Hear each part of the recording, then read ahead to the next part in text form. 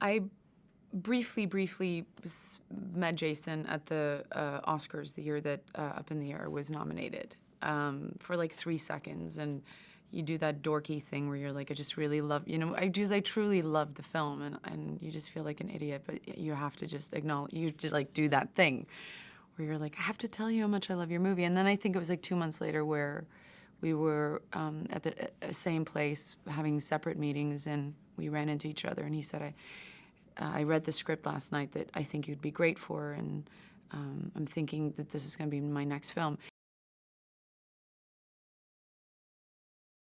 I play Mavis Gary, and she is a ghostwriter for a young adult series, and she comes from a small town, and she gets sent an email that's like a mass email that's sent out on the birth of the son of her high school sweetheart. And she just kind of gets incredibly obsessive about this idea that he might be stuck in true unhappiness, and that she's really going to be the one that will rip him from that unhappiness and give him the happiness that he deserves. I think Patrick had a really tough job to play that character, because he's supposed to be the guy that was popular, but not because he was mean or because he was the nice guy, and he's such a nice guy. That character is such a nice character that it only works when my character kind of steps in, and all of the moments that you kind of see her interact with him and his wife. Any other character would just be like, whoa, you're out of here. And for some reason, Buddy can kind of somehow forgive Mavis's bad behavior.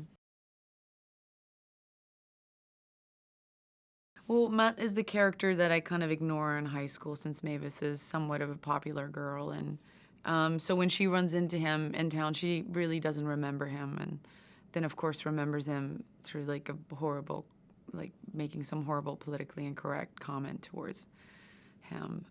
But I think the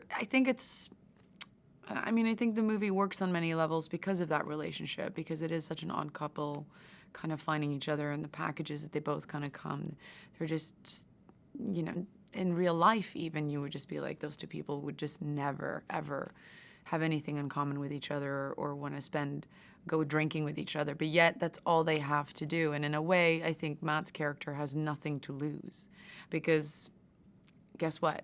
He doesn't stand a chance. So what, So I think all of that stuff kind of helps, and the fact that Mavis just doesn't want to really hang out with anybody else. And then I think they slowly come to this realization that they actually, like Jason said, they hate the same things, and that makes passing time really easy. No, I just loved working with him. I don't think, I loved all of them. I loved how we kind of discovered things, because with Matt, I have a lot of like 5-page, 7-page dialogue stuff with him, and a lot of it took place in the bar. And so, we were in that bar for like a week doing like 7 different scenes, and it was just really nice having to go through that discovery process where you have to like figure out what it's, and dropping lines, and him ad-libbing something, and he's a real player, and so we just played a lot. I've always said this, that I'm not at all character driven at all, and I've never had like a dream character that I've been walking around wanting to play. I've learned, my biggest lesson that I think I've learned in my career is that you can have great material, but if you don't have the director that inspires you, or the director that is capable of doing it, it doesn't matter. It really doesn't matter.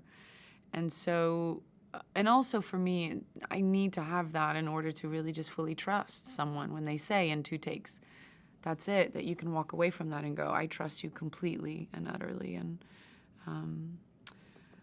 it's chemistry. Just as much as it is with actors, it's really important to have chemistry with a director. And Jason and I could not be more similar when it comes to like work ethic and how we like to work. So logistic-wise, we work exactly the same way. she's an interesting character because she's not a big character in the film, and yet she, I think, has the most.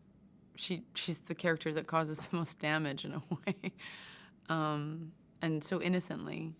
But Colette Wolfe plays Sandra, and she does it so beautifully. And we did the scene, the big scene between the two of us, where she kind of tells me everything, and I was just, boy, I was blown away.